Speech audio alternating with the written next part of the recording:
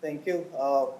After this very broader perspective of assistive technology and business perspective, uh, mine is very sort of service based, and then I really focus on how a hospital can provide assistive technology services. So I work with the hospital.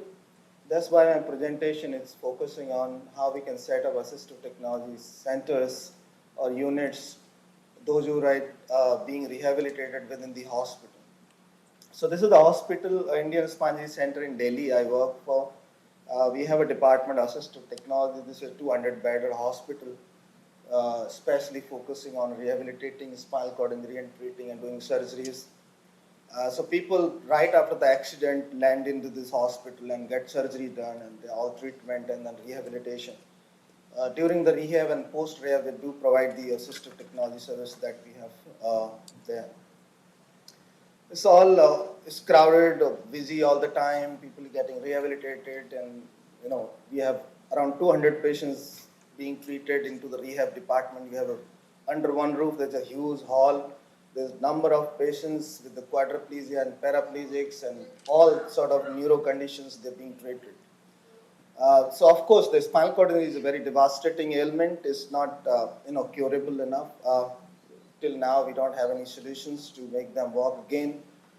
So they end up being in a wheelchair and also they need assistance. Of course, so there's a lot of significant number of people getting spinal cord injury worldwide due to n number of causes. Right? In down south, you fall from height, like from coconut trees, they're falling from height, and down south side, but north side more of accidents prone. Uh, so basically, the spinal cord injury, when you get it, impacts the socioeconomic and then financial, sort of status of the person and the family members. Because of the younger age, they get the injuries. So the statistics suggest that the 15 to 29, 30 years old people get injuries, and then they end up into the wheelchair. So of course, they come from low socioeconomic background. So there has to be some sort of attention towards rehabilitating these individuals, and then assistive technology can also play very important role in rehabilitating these people with spinal cord injury. So the way we work at the Indian Spinal Center, we have a department of assistive technology. So we get the referrals from the doctors and the therapists for the different type of assistive technology that I go through what we provide these services. Then we have assistive technology specialists, the therapists, especially those who know the interventions of assistive technology. Then we have technicians and engineers, those who decide and make the equipment provision and do the modification and customization and fitment right there in the workshop. So we have in-house facility in the hospital. So then we have a training team to provide the assistive technology trainings. So this is the model we work for. We have a referral system where we do the screening and selecting what sort of services are required. Accordingly, we do the evaluations, whether they come for mobility or communication or accessibility, understanding, or their computer accessibility, vehicle adaptations. So accordingly, we do thorough assessment and try to understand their requirement, and then do the equipment provision, like customizing the products and doing a training with them if they need it. And of course, we completely do the follow-up after we provide the services. So we focus on 5-6 items where we provide the personal mobility, includes the wheelchairs, the manual wheelchairs and motorized wheelchairs. Not only just giving on the shelf, we're doing a complete customization as per their sitting positioning and their level of sensory conditions and their requirement in the environment they live in. So that has to be matched their need. Then of course we provide the properly being seating and positioning to prevent the bed sores and screen breakdowns, and also preventing the secondary complications like deformities they get when they sit in the wheelchair for so long. And then also cater to the activities of their living. So those who become a quadriplegia, like I was talking about, they need a lot of activities to be performed by the hand, but the hands are paralyzed. So how we can cater these activities and kind of find out solutions providing the assistive devices. lot of people who study, and they get injured or work, then they need a computer accessibility and mobile accessibility. So what sort of assistive technology that we can solve? So I will go through what facility we provide them. We look at the environmental control unit, then the accessibility into home and community. So personal mobility, if you talk about, of course, it's a wheelchair, but then it's not simply as a frame with the four wheels. You have to kind of assess and the individual, their size and measurement and their living conditions. Then accordingly, of course, you customize the wheelchair. So we have a team of therapists, those who do the thorough assessment, take the measurements, then they select the wheelchair, then customize it and provide, with the better fitment and then training.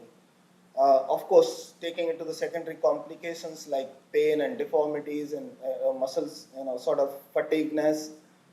So that has to be taken into consideration with the proper assessment by the therapist to the user, and then take the call what sort of modifications are required for certain things. And then look at the power mobility we provide. We have a number of wheelchairs that has to be customized and selected according to their requirement in setting and positioning, and of course their needs. So this individual, like, look at this little bit simple modification we do. So you don't need to think about the high-tech solutions. Sometimes, those who have a limited hand functions, you can simply make simple attachment. Can you play this video, please?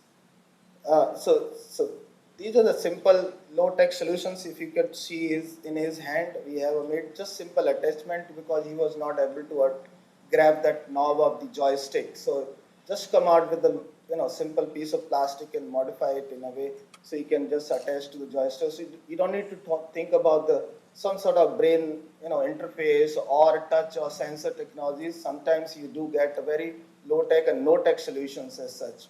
Of course, there are, however, available attachment to the joystick. So those engineers that I come across with, they come up with very high-tech solutions, but sometimes we get very simple solutions to operate such equipments. Then the seating and position is very important to, of course, prevent the pressure sores. Those who are clinicians can understand this very significantly, that this is a major cause of the death in the spinal cord injury. Those who get pressure ulcers and skin breakdown. So for that, we do have a pressure mapping assessment where we have a pressure mapping seat. So on the seat, the user can sit and we can map the pressure underneath on their bony areas and then figure out what kind of cushions or seating surface would be required to prevent these secondary complications like bed sores, because most of the spinal cord injured do not have sensation in their lower part of the body. So that is very important. So we do this assessment, and this also works as a biofeedback system for the user who can sit on a wheelchair and can understand their sitting and positioning and make out how I should sit in the wheelchair. So there are a number of seating surfaces and seating cushions, gel cushions, air cushions to prevent the bed sores while they sit in a wheelchair for a longer time. Apart from the mobility and seating, we do have there are other kind of areas for the spinal cord injured to manage their bowel and bladder. So a lot of technologies are required, like different adaptive catheters and clamps, and to do the catheterization independently. Even the attendant or caregiver is doing the bowel bladder management. They need some sort of tools and gadgets, very small and kind of low-tech solutions at some point, but then they are very important. So let's say those who need for their bowel management, they need to insert the enema or suppository right in their anus. So you need to have some sort of simple tool instead of using their finger and hands to prevent the secondary complications and infections. So these are little small tools, but it's very important. But I hardly see people are working on this area, to sort of solving these problems. Bladder management, of course, you need to have certain catheter clamps and attachments and holders and pipe holders onto your thigh. These are the very important things, but we hardly find these solutions. Then the sexuality is one of the major aspect when you talk about the psychosocial aspect of the spinal cord injured. It's hardly talked about in the community. Even the people don't really talk about, but the sexuality is also one of the important part. When you get a spinal cord injury. So there are some tools and gadgets and techniques through which you can have your sexual life and you can get married. So that is also very important, but that area is not really spoken widely. And of course 24 hours pressure management. So when you lie down on the bed, you need to take care of yourself. So what kind of seating and lying down surfaces are required. Then the clothing is also very important. Some sort of other tools and gadgets for daily activities like reading, brushing, drinking. These are looks like a very small in terms of the when we talk about the high tech stuff, but then these things are not so easily available in the market. People don't know where to get it, so somehow they end up making by themselves, or some therapists and clinicians they do make. But then generally we need to have these things available within the rehabilitation facility in the hospital, so users should not go out and find out by themselves. Then of course we do make some sort of custom made assistive, hand splints for those who cannot operate the keyboard and mouse by themselves. So we don't need to go to the high tech stuff. We can find out some very low tech and no tech solutions, providing the hand splints onto the hand for tetraplegics, like I was talking about. So they can do the, operate the keyboards. So there are keyboard which comes with the touchpad. It's already available in the market, right? So you don't need to have a separate mouse to operate it. You can just use the same keyboard. It's a Bluetooth. It's by the Logitech is available in the market. So uh, just only you need to make one splint which you can touch your finger onto a touchpad, and the same finger can be used as a pointer, so you can operate a computer. Of course, then there's a number of other solutions that we, during the assessment, we come out with this. Uh, and then it's like a camera mouse. It's a free open source software available, works through the camera. So this person who cannot move their hand can still, operate the computer with the camera mouse application, which is a freely available open source. And then there are other gadgets that we do make every day. Voice recognition software we do use in our lab. People with the high level of quadriplegias cannot move their hand at all, so they can still navigate. With the voice, they can still operate the computer. Then there's a voice access application for the mobile applications. Uh, so, so during the rehabilitation, so this is the assistive technology we provide. Then they have time to get discharged from the hospital and rehab facility. So we need to talk about their home modifications, because now you're in the wheelchair. If you go home, what kind of environment you would need? So we discuss these things during the rehab phase. So at least they can make a ramp at the entrance in their house, the bedroom, bed height, the bathroom and toilet, and the doors in the house can be a little bit modified. So we initiate that discussion and tell them what sort of minimum modifications you required in the in your house when you go home after rehabilitating within the hospital. So my point actually to discuss, because in the hospital, if you do only surgery and discharge them, it's not going to solve the purpose. You need to have a proper rehabilitation, and then these kind of people who can talk about accessibility, assistive technology, not only talk about, can provide these services. So within the 50 kilometers of the area of our hospital, we do visit homes and see what kind of minimum modifications can be provided, can be done, so they don't need to think of having assistance and lifting two or three people on this one or two stairs, or confined to bed just because the bathroom door is not wide enough, or they don't have a bed at proper height, so two people are lifting. So what sort of limited modifications they can do by themselves. Some other gadgets like voice operating, like environment control. Now IoTs are there. These are mainstream technologies can be just suggested. So if you at least suggest them, this is also one of the solutions, so they can understand it. Then we also talk about the transportation accessibility. People, of course, has to commute and go from point A to point B. So we do have a kind of discussion and counseling those who can drive a car, being a paraplegia, but so how you can convert your existing car into a hand control system. So there are fabricators around who can convert any car into a hand control mechanism, putting us some different levers within 10 to 15,000 rupees, right? So people, those who significantly rehabilitated, now want to go work and mobilize themselves. They have a car, so they can at least modify the vehicle.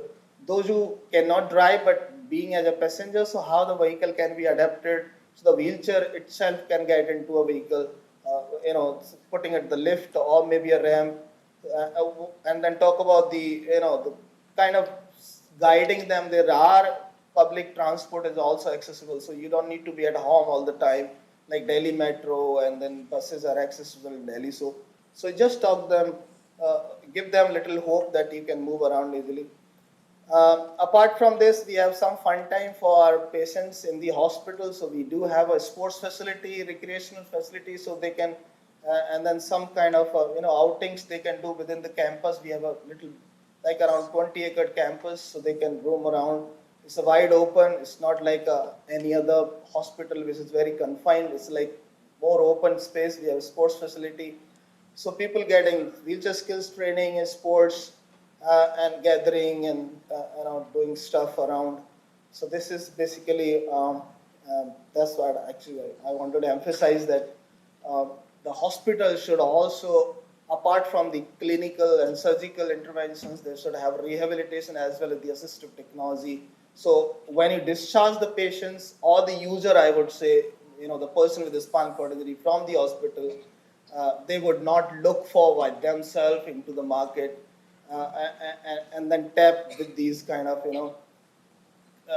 the suppliers and manufacturers, because they would of course want to sell their product without even kind of counseling and assessing you. So there has to be in-house facility. So that's what actually my emphasis on how hospital can also provide assistive technologies. Okay, thank you.